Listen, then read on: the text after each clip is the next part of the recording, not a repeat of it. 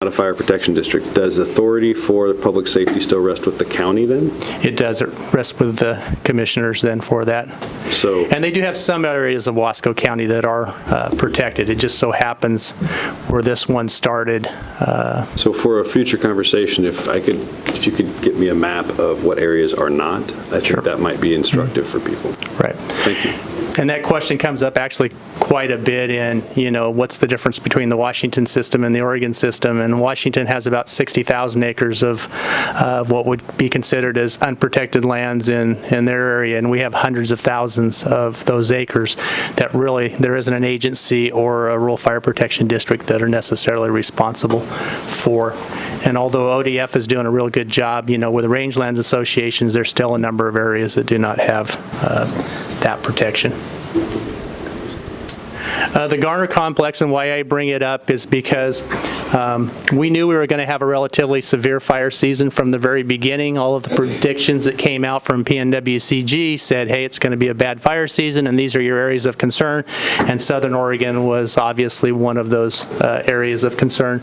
So again, the Garner Complex occurred on 7/21, and we spent a number of days down there in Southern Oregon. South Valley conflagration, and why I kind of throw that out there is this was in kind of a lot of the brush and the grass areas, but ODF did have some protection responsibilities in that area, not the whole complete area, but some. And so we went and we partnered with ODF on that incident, and we unified, and it worked out extremely well. So that's where that partnership and that coordinated system comes into play.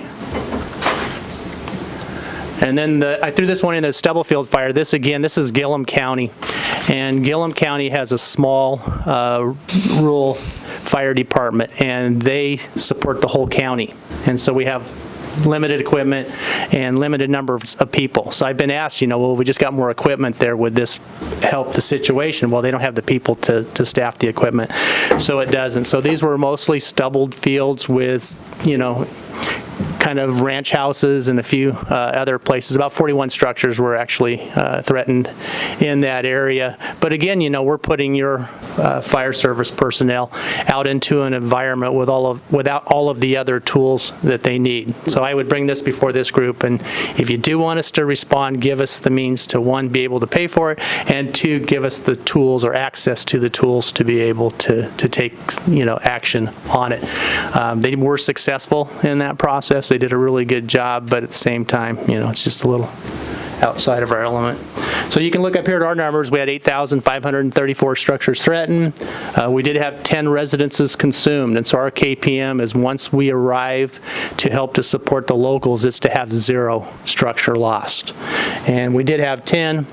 We sent out 372 structural engines, over 1,000 firefighters. 40+% of those are volunteers. Those are folks that just stop doing what they're doing so that they can go out and help, like I said, another neighbor. And we had 224,000 acres of incidences that we responded to, so a little bit more.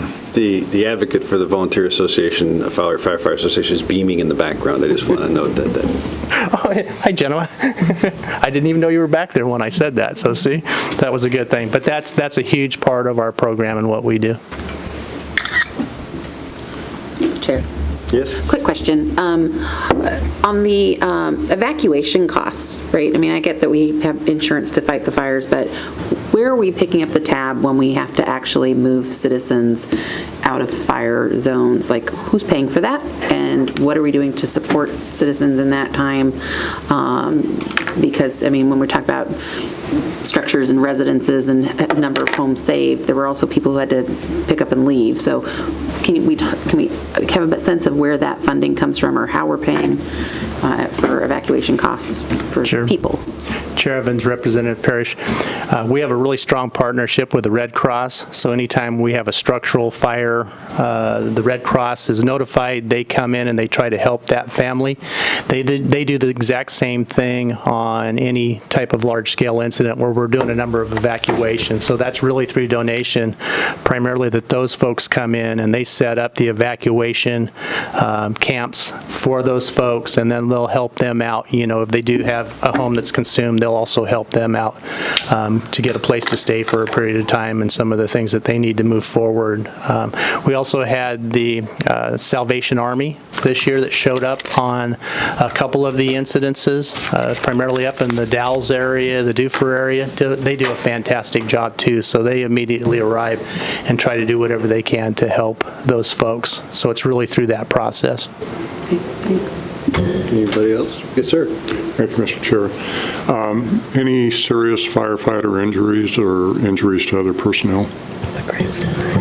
That's a great question, Representative.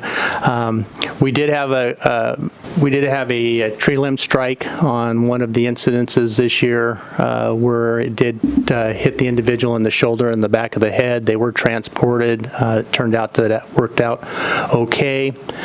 We did have a tender rollover where it had a soft top on it, one of the 6x. It ran a stub up through the seat. One of the few times we were glad that the individual wasn't wearing a seatbelt.